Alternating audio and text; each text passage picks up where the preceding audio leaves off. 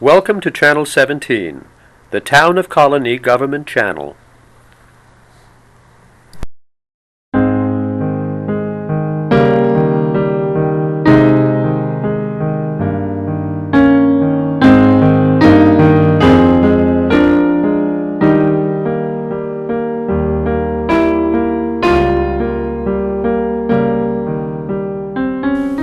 Hello and welcome to Getting to Know You.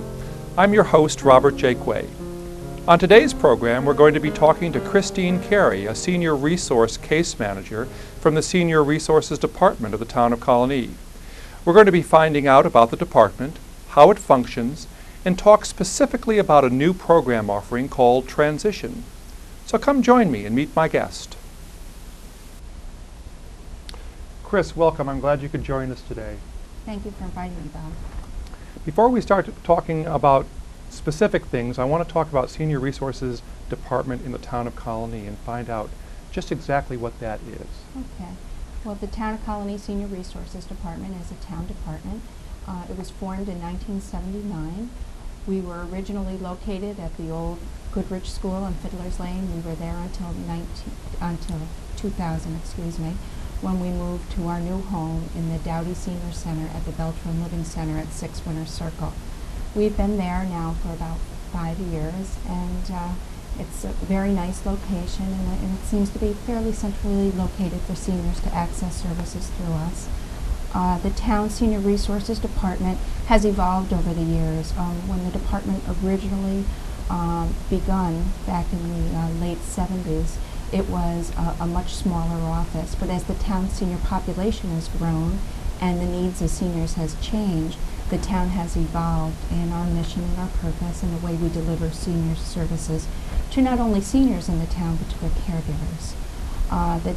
Our main focus is to provide information and referral and case assistance to clients, and I should explain what that really means. Case assistance means assisting a senior with whatever the issue is that they may be dealing with and trying to remain independent in their own home. The town puts a tremendous amount of focus on helping our seniors remain independent in the community where they wish to live out their remaining years. And through our caseworkers, we have 3 caseworkers in our department, we are able to assist seniors in getting information on different programs that they may need or assistance in applying for benefits such as the heating assistance program or information on how to obtain assisted living facility information. So there's a wide variety of information and referral that's provided. This is done primarily through seniors either accessing or the caregivers accessing us through the internet, through the town's website, or by calling directly. Many times friends and neighbors will see a situation where they think somebody's living at risk or they're having problems maintaining, and they may make a call to us, and we will call the senior, call the family, and see what it is that our department can do to provide them with the assistance that they may need. It can be something as simple as somebody not being able to get to the pharmacy to get their prescriptions or not being able to provide meals for themselves any longer. And with the wealth of information and access to services that our department has, we're able to make these linkages for families and for seniors very easily. So that's the core of what we do. The fact that our caseworkers are all social workers allows us to do a lot more than we've been able to do in the past because our staff is highly qualified and trained to do this work. I'm going to ask you, could you give me an idea of what the senior population is just in the town of Colonie? It's approximately, and this isn't an exact number, about 18,000 seniors. The fastest growing segment of the senior population in the town is the 85 plus.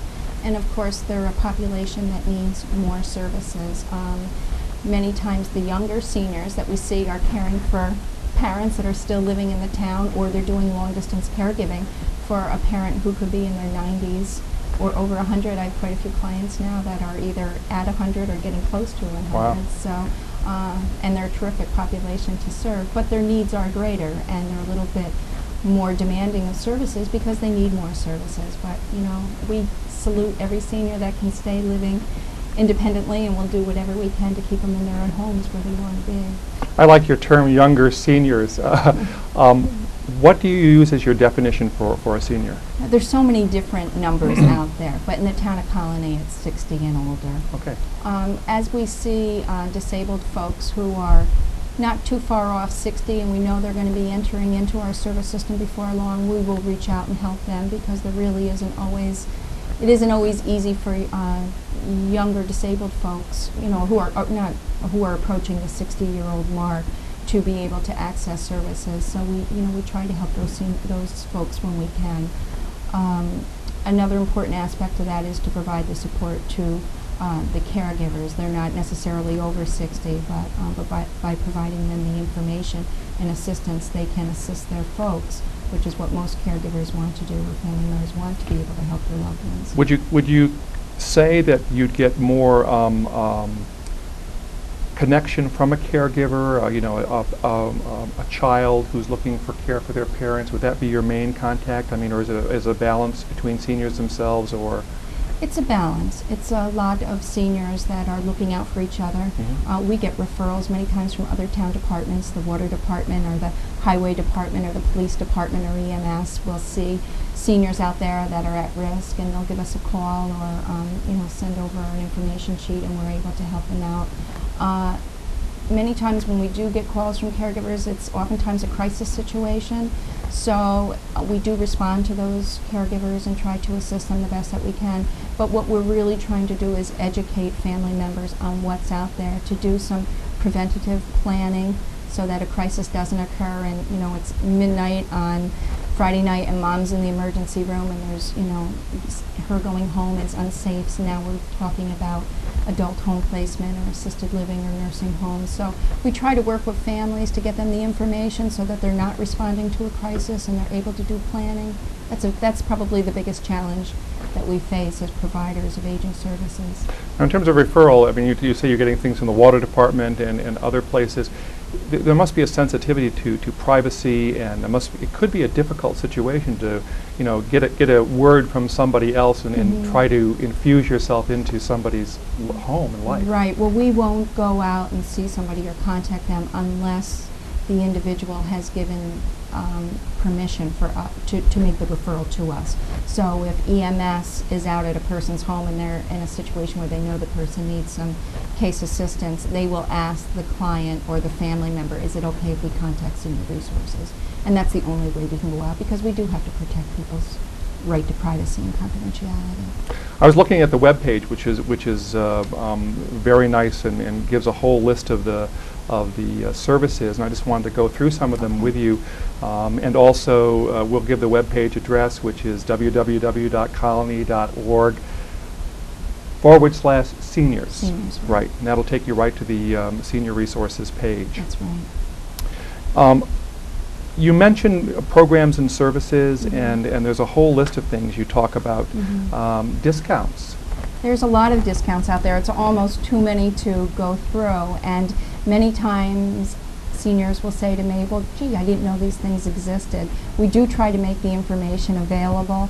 There's discounts available for cable. There's heating assistance to help lower to moderate income seniors. An individual living on an income of under $1,764 a month is entitled to a heating benefit, which can be anywhere from $50 to $385. So we certainly encourage folks to give us a call if they think they may be eligible for these types of things. There's also the exemptions through the assessor's office with their property and school taxes, the enhanced star and the star. Okay. We assist seniors in filling out those forms if they need it.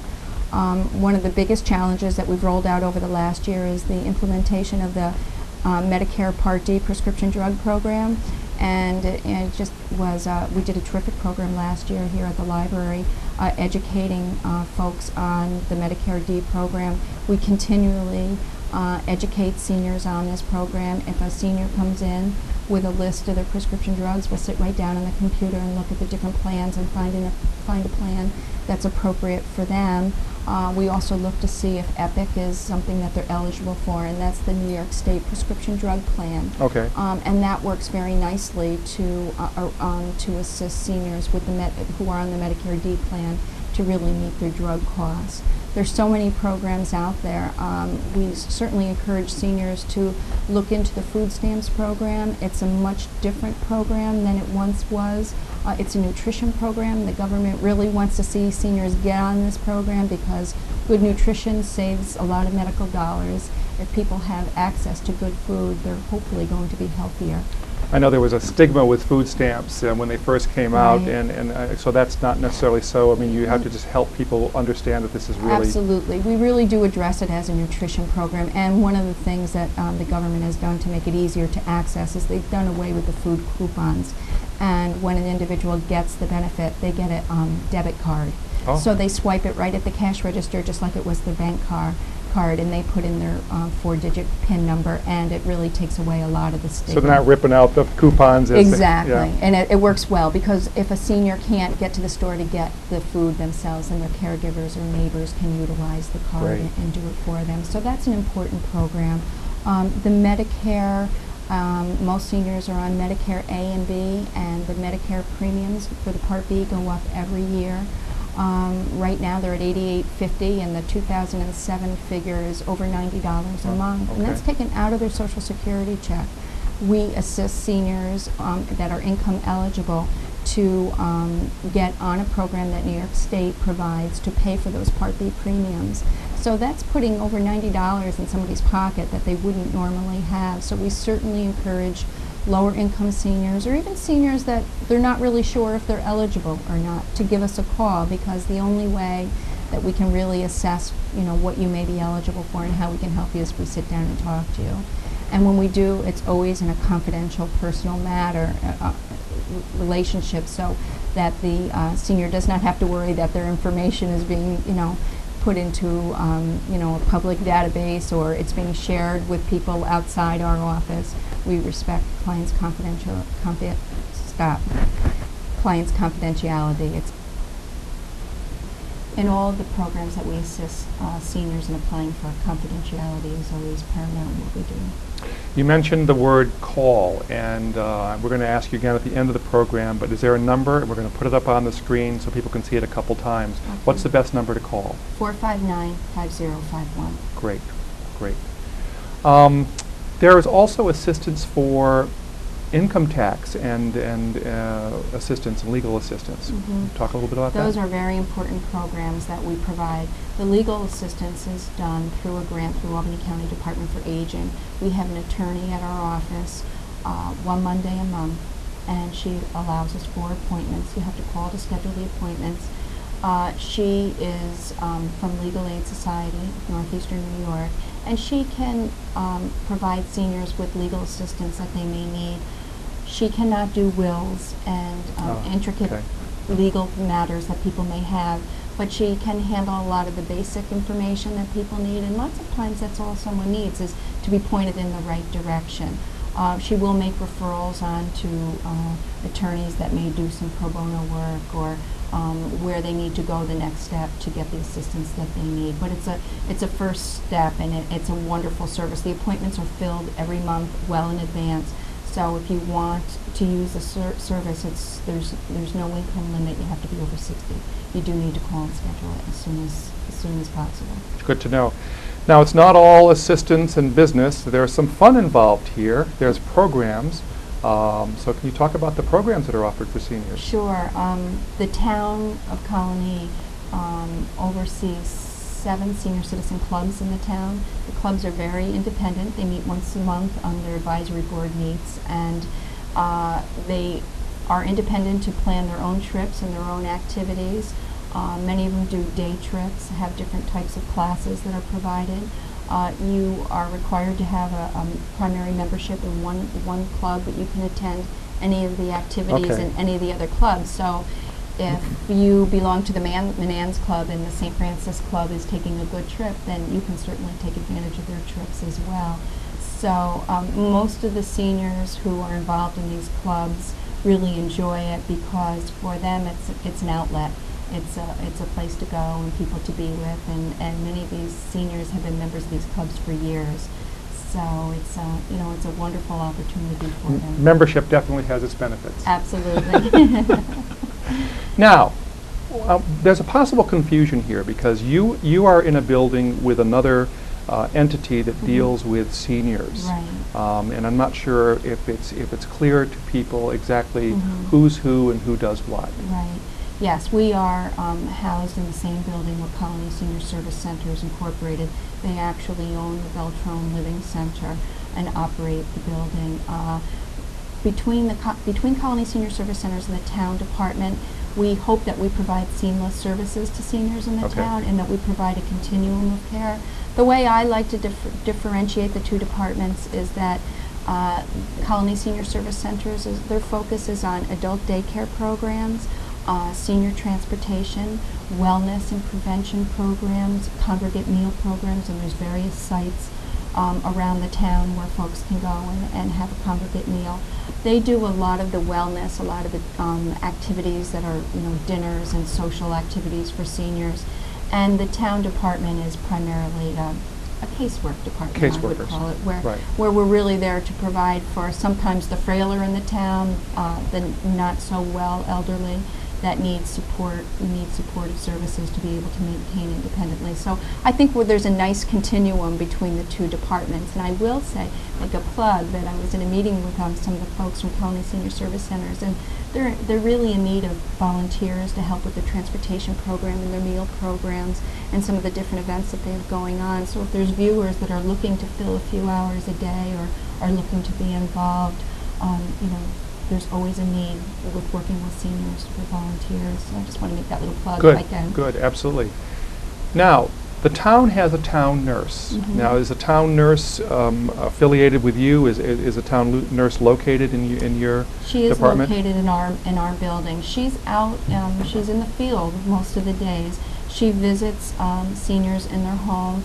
Some of the services that she'll provide is medication management, health and wellness information and education. She does a lot of medication pours, diabetes monitoring. Some of the other things that she provides is blood pressure monitoring. And she's a good support for seniors who may have a difficult time accessing their doctor or having a dialogue with them. She'll step in and do the advocacy that a senior may need and getting maybe a medication straightened out, or just to be the doctor's eyes out there in the community. So we're very fortunate to have a town nurse. I think we're the only town in the state that does have a nurse. Is that so? Yeah. Do people have to come to you to visit the town nurse, or does she No. make visits to actually? She both. Okay. They can come to her office. She's there in the morning till about 9:15 to 9:30. A lot of folks come in to get their blood pressure checked or to have some syringes filled or whatever they may need. But she's in the community a lot during the day, and she doesn't just help seniors. Her services are there for anybody who lives in the town. So she is truly the town nurse. She is truly the town nurse, and she loves when she gets referrals for cases with babies. But she primarily focuses on the senior population that needs her the most. And she is really important to keeping seniors living in the community, because just a visit from her may prevent a trip to the hospital, a trip to the ER, which means an ambulance coming out and possibly somebody having to be hospitalized and ultimately may not be able to return to their home. So again, we try to focus on the prevention, and that's really the role of the town nurse. Now, we've talked about caregivers when we first started in the beginning, and caregivers is an important word and an important concept in terms of seniors and other people as well, but there are programs that caregivers can avail themselves of that you provide. We do provide, in conjunction with Colonie Senior Service Centers, a monthly caregiver support group. It's called TLC Caregivers, and I was thinking about it just before I came here today. I've been with the town 15 years, and it was in action long before me, so it's over 20 years old, I would say. And it's a terrific support group that's provided on the second Tuesday of the month in the evening from 7 to 8:30 at the Beltrone Living Center, and then it's provided the following Tuesday during the day for those folks who can't get out in the evening from 10 to 11:30. Does that is it a walk-in? Do you want to know if people are coming? It's a walk-in? It's a walk-in. Okay. We usually get about 7 or 8 people, some months more, some months less, that come in, and it's an important opportunity for caregivers to get together and share their story and feel that they're not walking in these shoes alone, that there's a lot of folks out there that are experiencing very similar feelings and problems and issues. And I have to say, I haven't had a group where people haven't left feeling a little bit lighter or, okay, I think I can do this another month until we meet again. So it's a terrific program. I imagine they bond themselves within the group. Yes, that makes me feel good when I see a few stopping for a cup of coffee after Yeah. the group, because I know they're picking up the phone and checking on each other during the month and always welcoming to new people to come in. That's, really important piece. That's an important piece, because I think people are, they might be interested and they might be on the periphery, but, knowing it's a welcoming group, that they could actually come in and not feel threatened or Right. feel strange and really get involved quickly. Right, and they can talk or not talk, they can observe, and when they're ready they'll talk and share, and some people come in the first time and may dominate the whole hour and a half because they really need to unload. It's been a bad day. So They need to talk. yeah, they need to talk, and that's fine. And I also do encourage family members, if they're really having a difficult time, don't wait for the caregiver support group. Pick up the phone and call me or one of my colleagues. We're more than happy to walk them through a situation or just let them vent for a few minutes. I have one woman that I hear about once a month, and she kind of tells me what's going on, and I tell her she's doing a great job and keep it up and call if you need to, talk, and she does. And she feels better by doing it. And she does, absolutely. Great. Yeah. Now you have another program that's relatively new. I know it's a program that you do at the library here, and it's in our bulletin, and it's called Transition Support Group. Right. It's another support group, so let's talk about that. Okay. The Transition Support Group is a fairly new group. It started in April of 2006. And the impetus for this group was really the fact that in my caregivers programs, when caregivers weren't caregivers anymore, when they lost their spouse or maybe their spouse went into a nursing home and didn't feel like they wanted to come to the group, though they still could, I felt that we weren't providing them what they needed to transition to this new phase of their life.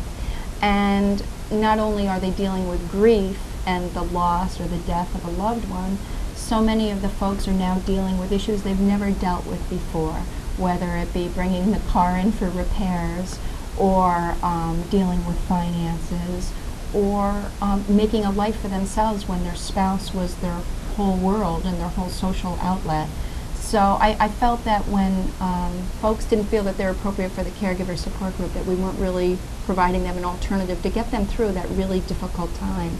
So the Transition Support Group started with some seed money from Albany County Department for Aging.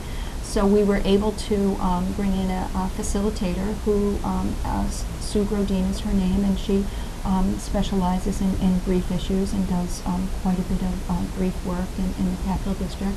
And she has put together a nice program with our department that meets here once a month at the library. And I filled in for her last month, and I was just so pleased at the way the group has developed and the bonds that have formed, and they're starting to do things outside of the group, which is certainly something that we encourage. And there's some people that aren't coming to the group anymore because they feel that they're doing okay.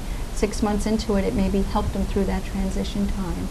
In the beginning, it was a lot of focus on grief and loss, and there were a lot of tears shed, but there was a lot of laughter too, and there was a lot of bonding that happened in the first few months of the group. And there's such a tremendous amount of support that's being shared between the members. So we're really fortunate to be able to provide this to town residents. And again, it's not just for seniors, it's for anybody who is dealing with the transition. I just had a new woman come in last month who feels that a lot of her friends are passing away, and that's a big issue that seniors face. I hear it every day, that not only dealing with the death of a spouse is a difficult thing, but friends moving away or friends going into nursing homes or friends dying.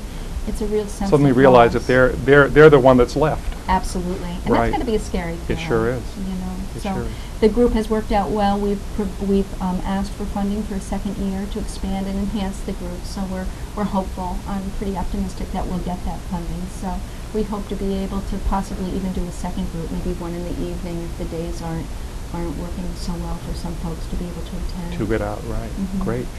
Now, I know that we publicize that in the library bulletin, but I was going to ask you in general, how are you getting the word out? I mean, hopefully the program today is going to reach a few people who may not have known what the services are, but how do you generally get the word out to the people in the town?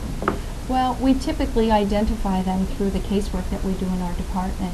Many of the folks that we help, we've been, transitionally providing them case assistance for quite a few years, and we've seen their situations change. So oftentimes, in a support group, we really don't want to have more than 10 people. We can identify those folks right through the casework that we do, and also our relationship with Colonie Senior Service Centers and the Bright Horizons Adult Daycare Program, as folks are no longer caregivers utilizing that service. And word of mouth. I've gotten a lot of phone calls just from word of mouth.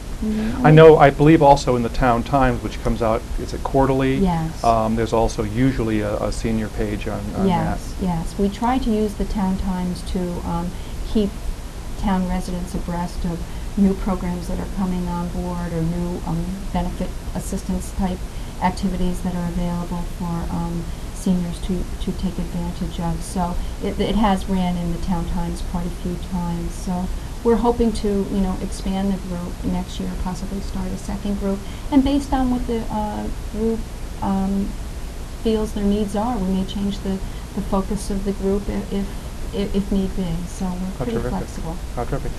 We're getting close to the end of our chat, and I just I'm sure there's things that we didn't get to. There's a lot of services and program possibilities available.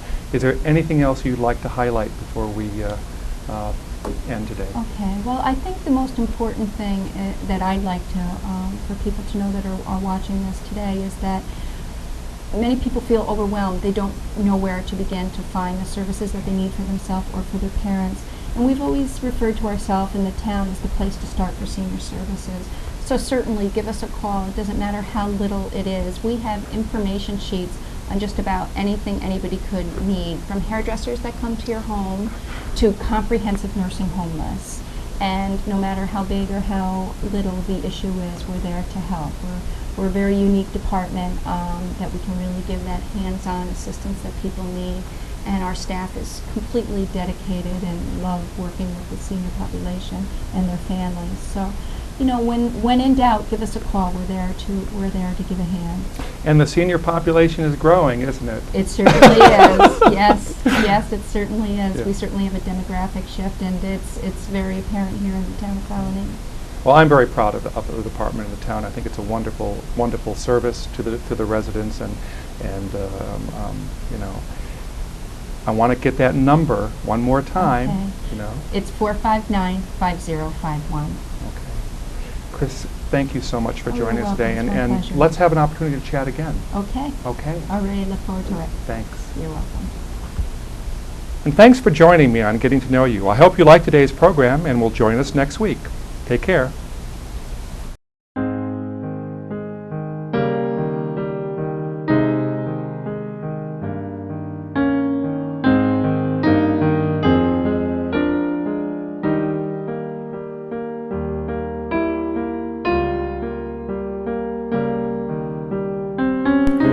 Welcome to Channel 17, the Town of Colonie Government Channel.